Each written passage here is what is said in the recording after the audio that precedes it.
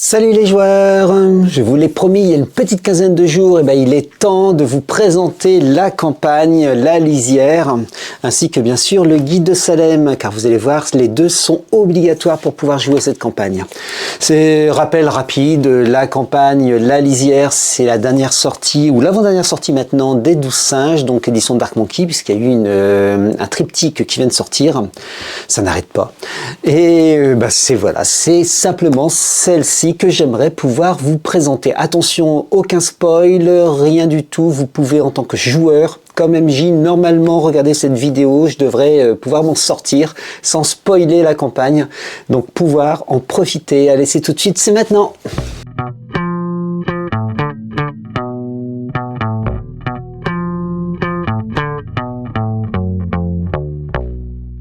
Pour commencer, simplement vous dire physiquement à quoi ressemblent ces ouvrages. On va commencer par le guide de campagne.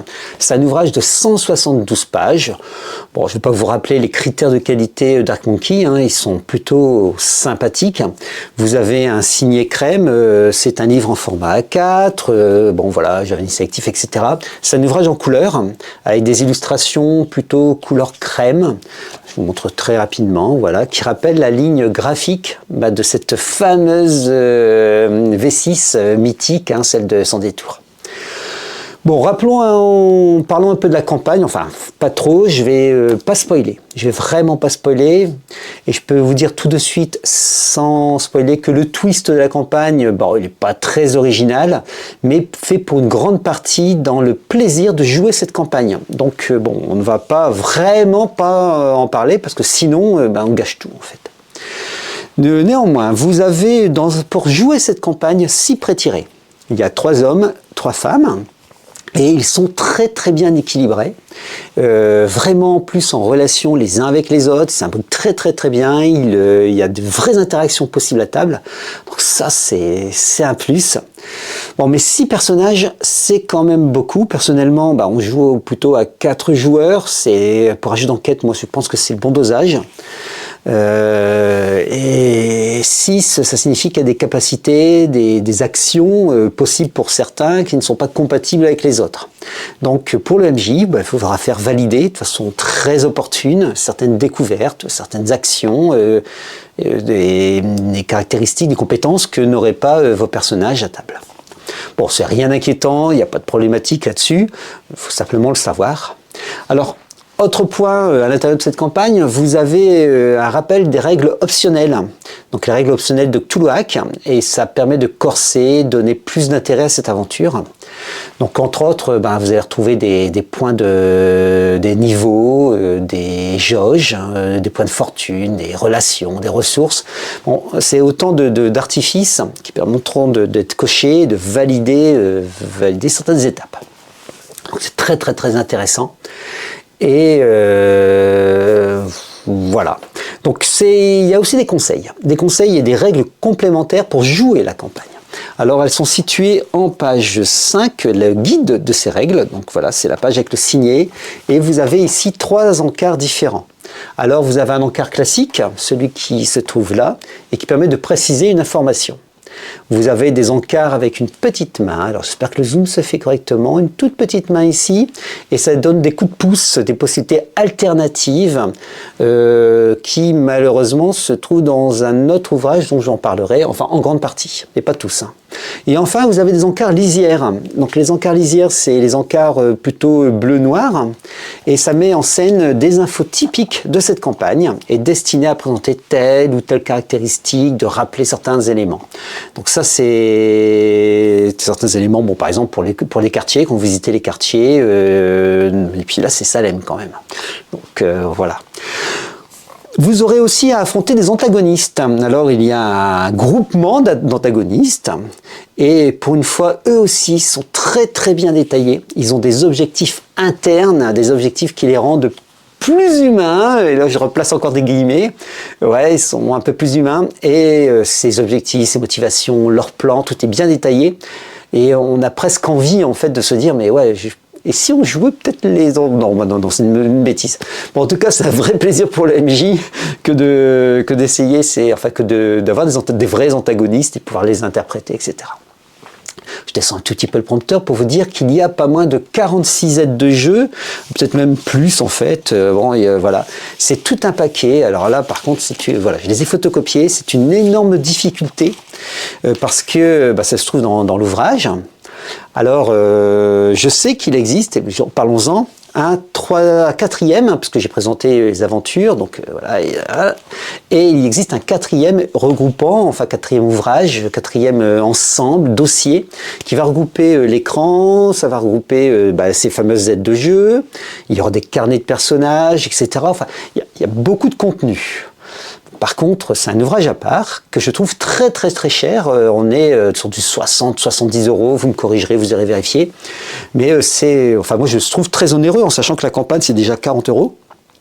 Donc le livre, on en arrive à 200 € de campagne, c'est 7 scénarios, 14 séances de jeu à peu près. Bon, moi je trouve ça assez onéreux que rajouter un livre supplémentaire. Et ces aides de jeu, malheureusement, on va en avoir besoin. On en a vraiment besoin pour présenter à nos joueurs, parce que vous avez par exemple, je vais vous chercher ça c'est les PNJ, voilà, bon, par exemple, typiquement ce genre d'aide de jeu, vous voyez, alors c'est pas mal de lignes, on va pas les reproduire, on va pas s'amuser à les retaper, et puis ou les scanner, voilà, les scanner, quoi qu'il en soit, c'est limite. Et bon, moi je les ai photocopiés, et j'ai pas eu raison. J'ai pas eu raison du tout, parce que mon livre a subi. Alors je vous montre déjà le marque-page, vous voyez, en fait il s'est effiloché, donc j'ai fait un nœud pour éviter qu'il s'effiloche davantage. Et puis mon livre, alors je sais pas si ça se voit ici, un léger déboîtage, alors ça c'est pas cool. Je pense que, petit message au 12 singes, il aurait été sympa de mettre, comme d'autres éditeurs le font, au moins les aides de jeu en téléchargement. Pas forcément plus aides de jeu, et éventuellement peut-être les fiches simplement les pré-tirées en téléchargement PDF, comme ça, hop, ça passe directement à la photocopieuse sans abîmer le livre.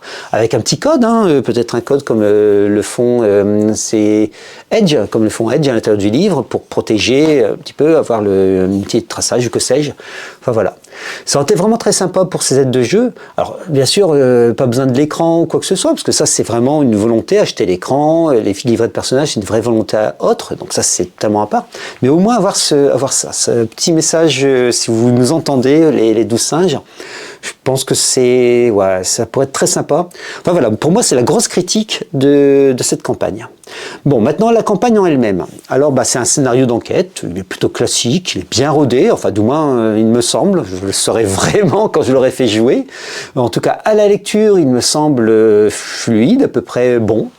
Il est un peu linéaire, mais ça, aucun scénario d'enquête n'est autrement que linéaire, il y a des embranchements néanmoins.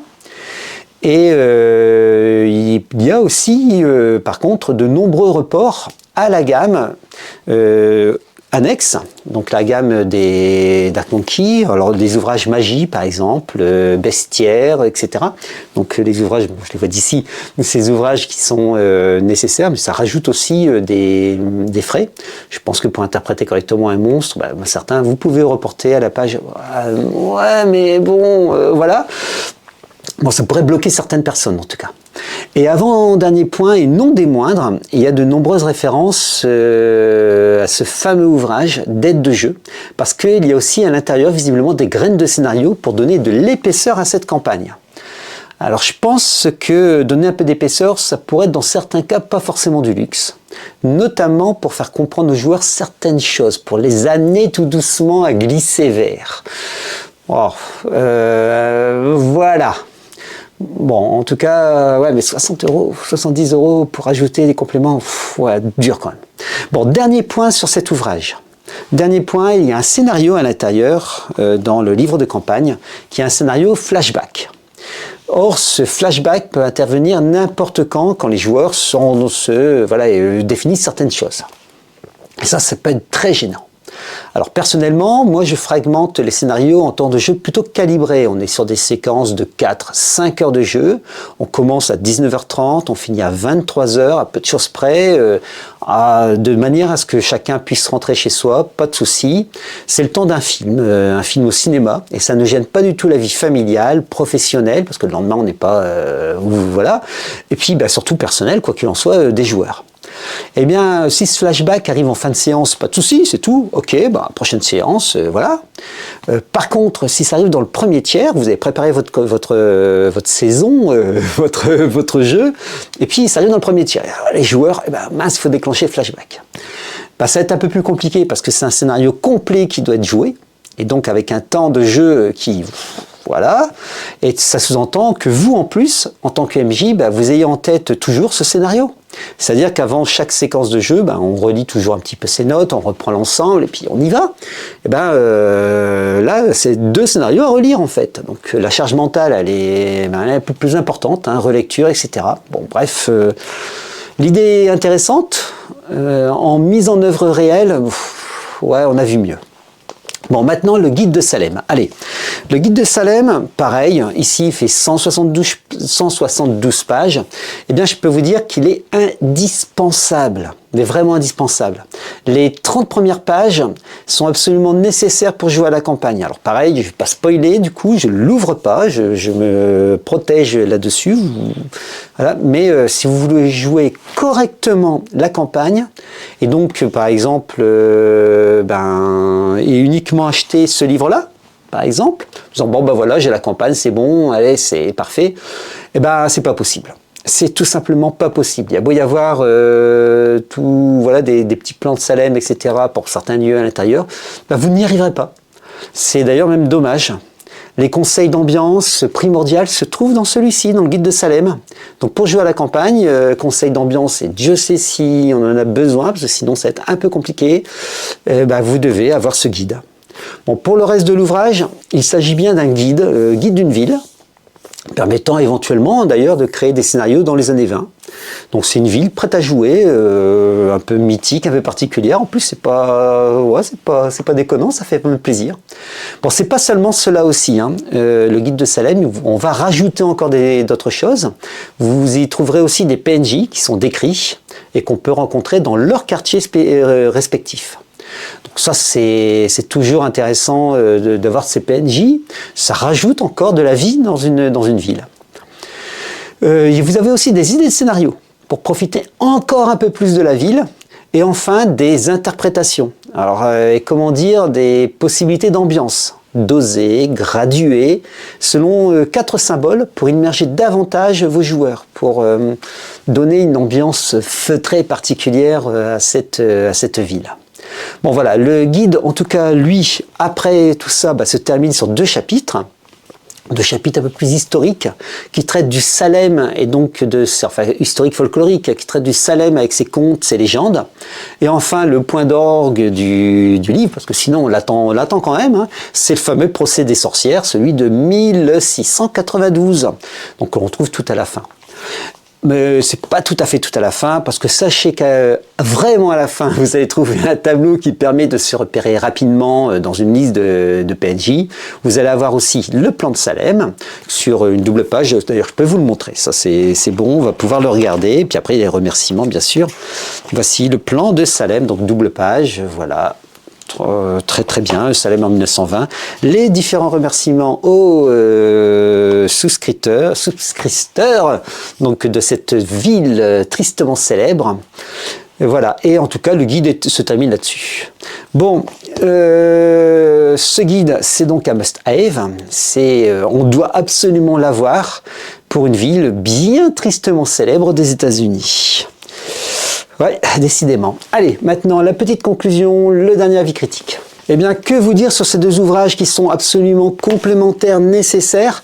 Dommage d'ailleurs que les 30 premières pages du guide de Salem ne soient pas dans la campagne pour la rendre totalement indépendante. Après, ça peut se comprendre parce que les informations, quoi qu'il en soit, du guide de Salem sont précieuses et vous permettront aussi d'autres heures de jeu à l'intérieur de la ville de Salem.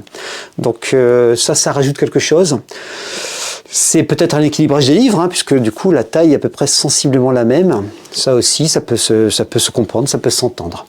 Dommage, vraiment dommage de ne pas avoir les aides de jeu en PDF, qu'il faille acheter ce livre supplémentaire si vous ne voulez pas abîmer votre bel ouvrage de campagne. D'ailleurs, je vois qu'il commence à vraiment s'abîmer en fait. Je suis un peu maniaque sur mes livres et là... Ouais, enfin, voilà. Bon, j'ai pas encore joué à la campagne, il s'abîme, ça m'embête. Et puis, parce qu'en fait, des aides de jeu, vous en avez plein et vous allez devoir photocopier, etc. Les personnages pré-tirés, ils sont absolument extraordinaires. Moi, j'adore. Alors, je vous montre quand même. Je ferai peut-être quelques prises de vue sur ceux-ci. Ils sont très très beaux. Alors voilà, on voit aussi d'autres. Donc, hommes, femmes, voici encore d'autres. Ils sont vraiment très très bien. Dans les âges, dans les capacités, un petit peu casse-cou, si bien homme que femme, enfin, ils sont vraiment très chouettes. La campagne est plutôt linéaire, c'est classique, ça scénario d'enquête, on va pas revenir là-dessus, et puis même linéaire, puis avec quand même ces petits embranchements, dont notamment l'embranchement flashback, qui me gêne beaucoup dans son timing, dans le timing qu'il pourrait y avoir pour mes séances de jeu. Donc ça, mais ça c'est propre à ma façon de maîtriser certainement, peut-être que certains aussi ont cette façon, en tout cas mettez-le en commentaire, je cherche curieux de savoir comment vous maîtrisez. D'ailleurs, ce sera peut-être l'objet d'une vidéo, on y pensera. Allez, bon, voilà, en tout cas, cette campagne, oui, ça va être ma petite campagne de l'été, en tout cas dans la version enquête, on verra pour l'Heroic Fantasy. Pour la version enquête style 1900, c'est la campagne et certainement 2-3 parties de VSN. Voilà, vous savez à peu près tout, on en reparle peut-être en septembre, en tout cas, si vous mettez un petit commentaire un petit peu après, si vous avez joué cette campagne cet été, mettez-moi un petit commentaire, je serais vraiment curieux de savoir et de partager tous les avis. Vous savez tout, il est temps de se quitter et se dire au revoir. Allez, salut les joueurs!